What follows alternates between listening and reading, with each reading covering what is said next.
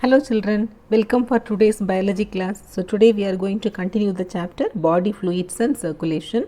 The topics going to be covered are circulatory pathways among vertebrates and differences between arteries and veins. So first let us study regarding circulatory pathways among vertebrates. All vertebrates they possess muscular heart and all are having the chamber, but the chamber it varies. So in fishes there are two chambered heart with one atrium and one ventricle. The heart pumps only deoxygenated blood to gills for oxygenation. Oxygenated blood is supplied to all parts of the body and the deoxygenated blood returns to heart from other parts and it is pumped to gills for this oxygenation. Okay, so this is called single circulation. Next, amphibians. Amphibians they have three chambered heart, two atria and a ventricle. So left atrium receives oxygenated blood and right atrium receives deoxygenated blood. Here there is a chance of mixing of blood as they are having only single ventricle. Okay, so this is known as incomplete or incomplete double circulation. So can you see here the deoxygenated blood it comes here, oxygenated blood, and the oxygen poor blood it goes to lungs for purification and oxygen rich blood it goes to different parts of the body. Here there is a chance of little bit mixing of blood in the ventricle as there is no septum division. Okay, next is reptiles. So reptiles no, crocodiles they have four chambered heart, but other reptiles they have only three chambers, that is two atria and incompletely partitioned ventricle. So the ventricle it is incompletely partitioned, still here there is no mixing up of blood is there, chances of mixing up of blood is there. So this also shows incomplete double circulation like amphibians. Next, birds and mammals. So here the heart is four chambered with two atria and two ventricles. Oxygenated and deoxygenated blood are completely partitioned from each other. The left atrium receives oxygenated blood that passes to left ventricle and it pumps to all parts of the body. And the right atrium it receives deoxygenated blood from all parts of the body that passes into lungs for oxygenation. So this is the diagram given in your book. So this diagram little bit elaborately you can see all parts. So this is no right atrium and this is left atrium, and the right atrium it receives deoxygenated blood through vena cava, superior and inferior vena cava. Can you see here inferior vena cava and superior.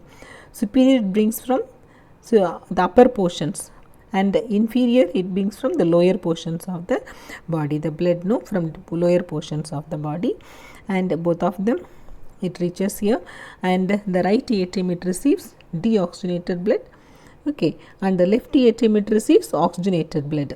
That's why the red color has been given for you to identify.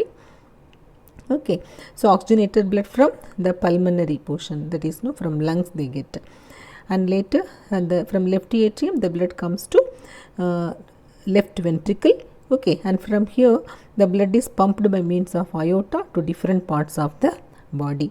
Here can you see septum, and the septum no it divides the right and left portions, and valves are there. You can see the tricuspid valve, that is atrioventricular valve, it separates atrium from ventricle, and this other atrioventricular valve it is mitral valve, it separates the left atrium and the left ventricle. Here you can see the semilunar valve in the, so this here you can see here semilunar valve.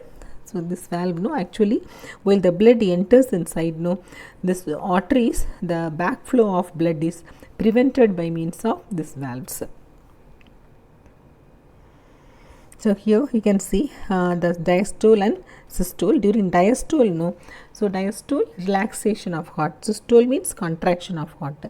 During diastole the blood from different parts of the body it reaches here, so that is deoxygenated blood, and here the oxygenated blood it reaches from the lungs, and later when the atrium no when it contracts, the blood from atrium it enters inside the ventricle, from right auricle to right ventricle, from left auricle to left ventricle, and later when the ventricle it contracts, The blood from here it is pumped to different parts of the body.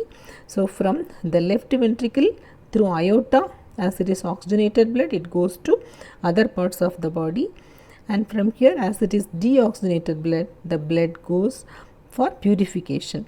Okay, pulmonary artery, it takes the blood for purification to lungs. Okay, the lungs, they purify the blood, and then later by means of pulmonary vein it returns back. Maybe the pulmonary vein, we call them as vein, but anyhow, so it brings the oxygenated blood. Okay, so artery means the definition. So when arteries, they start from the heart and ends in tissues. Veins, no, they start from tissues and ends in heart. Okay, irrespective of oxygenated and deoxygenated blood, we give the term like that. Now let us study regarding the differences between arteries and veins. So arteries, they carry blood from heart to different parts of the body. Arteries, they carry blood from heart to different parts of the body. Veins, they bring blood from different parts of the body to heart. Arteries are thick-walled. Veins are thin-walled. So why arteries are thick-walled? Because they have to withstand the pressure of blood. So because the heart, no, it is pumping the blood, no, the pressure it has to be tolerated. So that's why arteries, they have thick walls. So veins are thin-walled. So here arteries, they do not possess any valves. So here they possess valves in the case of veins. So arteries are situated in deeper parts and veins are superficially located. So what is visible for you outside, no, below the skin, that is only vein. All arteries are located deeper inside the tissues. So blood flow in the arteries is due to pumping action of the heart, but here in veins, no, the blood flows through contraction of muscles.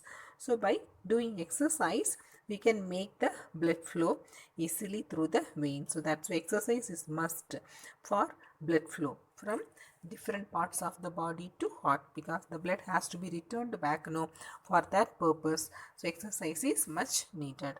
Okay children, so today we are concluding up to this. So tomorrow we will meet in the next class. Thank you.